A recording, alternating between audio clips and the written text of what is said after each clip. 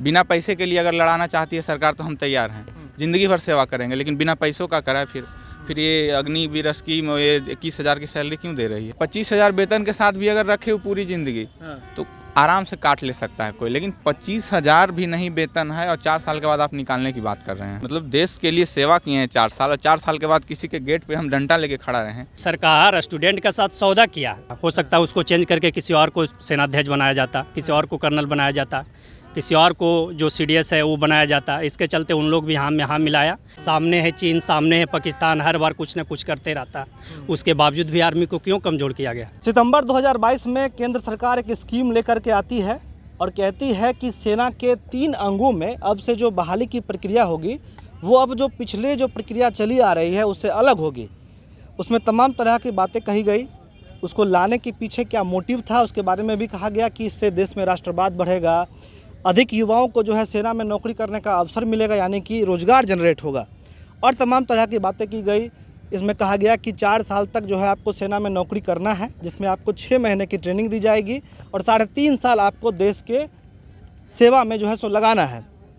इस स्कीम के आने के बाद देश भर के तमाम युवाओं को जो लगातार पिछले कई सालों से देश की भर्तियों में, सेना की भर्तियों में जाने का ख्वाब देख रहे थे, उनका ख्वाब अचानक टूट गया और उन्होंने इस स्कीम का काफ़ी विरोध किया। इस विरोध में आपने देखा किस तरीके से ट्रेनों को जलाया गया, बसों को जलाया गया, लेकिन आज करीब 2 साल के बाद भी इस स्कीम को वापस नहीं लिया गया है। हालांकि इसके पहले भी जब नरेंद्र मोदी की सरकार कई बार कई स्कीमों को लेकर के आई तो उसमें विरोध हुआ, तो इस विरोध को ध्यान में रखते हुए केंद्र सरकार ने उस स्कीम को वापस ले लिया। लेकिन अग्निवीर योजना में बदलाव की बात नहीं की गई, इसे वापस लेने की बात नहीं की गई। इसे लेकर तमाम विपक्ष के नेताओं ने बार बार ये कहा कि अग्निवीर स्कीम में सरकार को सोचना पड़ेगा और हम सरकार पर यह दबाव बनाएंगे कि सरकार इस स्कीम को वापस ले।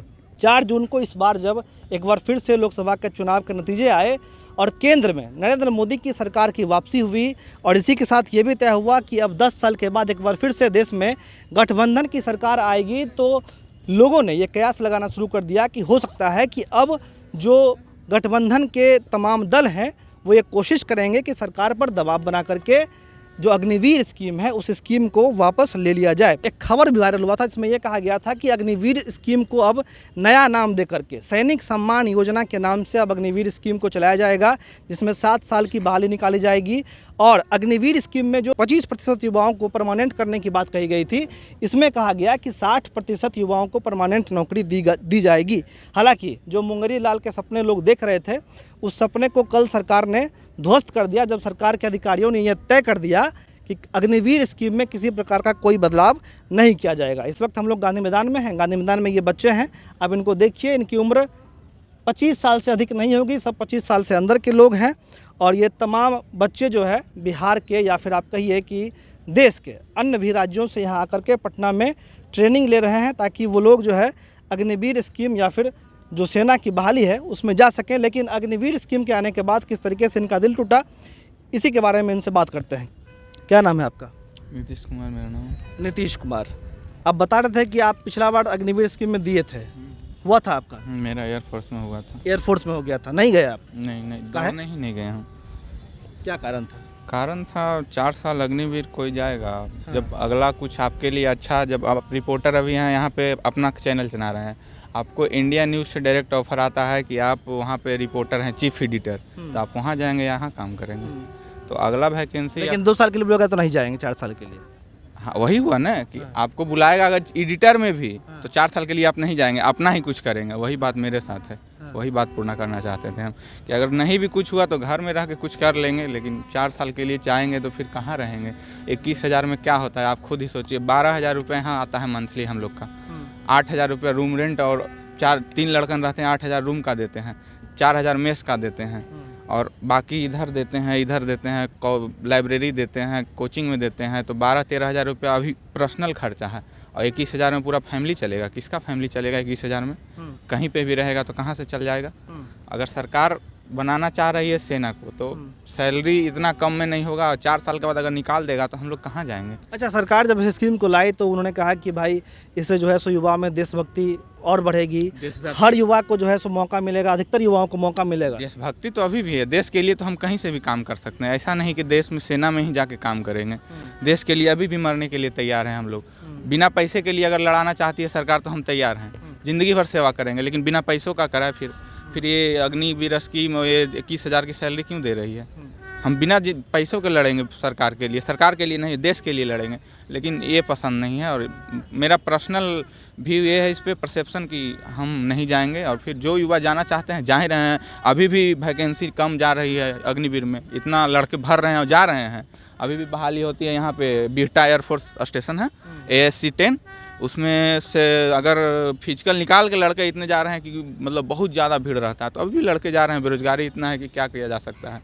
मेरा परसेप्शन है कि हमको पसंद नहीं था, हम नहीं गए। बाकी लोग भी यहाँ पे हैं, यहाँ पे भी संख्या बहुत ज़्यादा थी। अग्निवीर एयरफोर्स का तो अब आता ही नहीं है लड़का लोग यहाँ पे तैयारी करने, कहीं पे भी नहीं जाता है। आर्मी का भी देखिए 2-4 लड़का यहाँ पे पहले रहता था, 60, 70, 80, 90, 100 की संख्या में 10-5 लड़के हैं। वो भी देखिए हो जाएगा तो सोचेंगे जाएंगे कि नहीं जाएंगे, इस टाइप सा हो गया। तो अच्छा, अग्निवीर स्कीम कही या फिर सेना की जो अधिकतर बहालियाँ होती है उसमें अधिकतर गरीब घर के जो है सो बच्चे जाते हैं। जैसे आपने कहा कि आप पटना में रहते हैं, आपका 13,000 तो खर्चा ही हो जाता है, और सरकार कह रही है कि भाई आपको 21,900 रुपये का वेतन देंगे लेकर के, उसमें तो संभव नहीं है। बिल्कुल संभव नहीं है। तो एक वेतन मूल कारण है जो आप लोग अग्निवीर में, और 4 साल की जो बहाली है उसको लेकर। वेतन जो भी रहे, अगर 25,000 वेतन के साथ भी अगर रखे हो पूरी ज़िंदगी तो आराम से काट ले सकता है कोई, लेकिन 25,000 भी नहीं वेतन है और 4 साल के बाद आप निकालने की बात कर रहे हैं। तो 4 साल हम देश के लिए काम करेंगे, उसके बाद हम किसके लिए काम करेंगे? किसी आपका कंपनी है आपके लिए सिक्योरिटी गार्ड का काम करेंगे फिर हम बीजेपी के एक नेता कैलाश विजयवर्गीय हैं, वो कह रहे थे कि अगर वो 4 साल के बाद आएंगे तो हम उनको बीजेपी के दफ्तर में जो है सो गार्ड का नौकरी देंगे। हाँ तो ठीक है, गार्ड का नौकरी देंगे, किस बेसिस पे वो गार्ड का नौकरी देंगे? और गार्ड का नौकरी फिर क्यों करेंगे? हम देशभक्त मतलब देश के लिए सेवा किए हैं 4 साल, और 4 साल के बाद किसी के गेट पे हम डंडा लेके खड़ा रहे हैं, ये अच्छी बात नहीं है। आप खुद सोचिए, अगर आप भी होते तो आप जाते? तो सही चीज़ नहीं है। हम लोग गार्ड करेंगे ही नहीं। जो एयरफोर्स का लड़का रहता है, आप खुद जानिए, एयरफोर्स एक इतना, एयरफोर्स का ऑफिसर लोग ही बोलता है कि एयरफोर्स का एंट्रेंस अगर निकाल लिए तुम तो बहुत अच्छा मेरिट वाले लड़के हो, तुम कुछ भी कर सकते हो। तो एयरफोर्स का मेरिट निकाल के लड़का सब कुछ निकाल के एयरफोर्स में बजाबते, अभी भी कोई सिलेक्शन प्रोसेस कम नहीं किया गया है। वही रनिंग, वही इंटरव्यू, वही सब कुछ, वही मेडिकल इंटरव्यू भी वही होता है, सब कुछ होता है, वही आपका ग्रुप डिस्कशन सब कुछ वही होता है। और सब कुछ देने के बाद, इतना मेरिट में आने के बाद, आपको 4 साल के बाद जब रिटायर करेगा, आपको किसी के गेट पर डंडा लेके ऐसे खड़ा रहना पड़ेगा, क्या बीतेगा आप पे? तो उसी वजह से लड़के लोग बहुत ज़्यादा थी। और बात चल रही है जो इम्प्लीमेंट से भी कोई फ़ायदा नहीं है। सरकार ने खारिज कर दिया, वो बोला कि नहीं ये सब भ्रामक खबर फैलाया जा रहा है। हाँ तो ठीक है, जैसी सरकार चाहे, सरकार जो चाहेगा वही होगा, इसमें क्या कर सकता है? हम लोग बस मांग ही कर सकते हैं, और क्या कर सकते हैं? मांग पूरी की जाए तो ठीक है, नहीं तो उससे कोई दिक्कत नहीं। क्या मांग है आपकी? वही जो IGT जो था एयरफोर्स, वैसा अगर कर सकती है तो करे, या नहीं तो फिर सरकार जो चाहे कर सकती है। सरकार का विरोध तो कोई कर नहीं सकता है, सरकार के साथ ही चलना होगा हम लोग को। अग्निवीर रद्द करे सरकार? हाँ, ये मांग तो शुरू से ही चल रहा है, सबका मांग है। और क्या नाम है आपका? बीरू कुमार।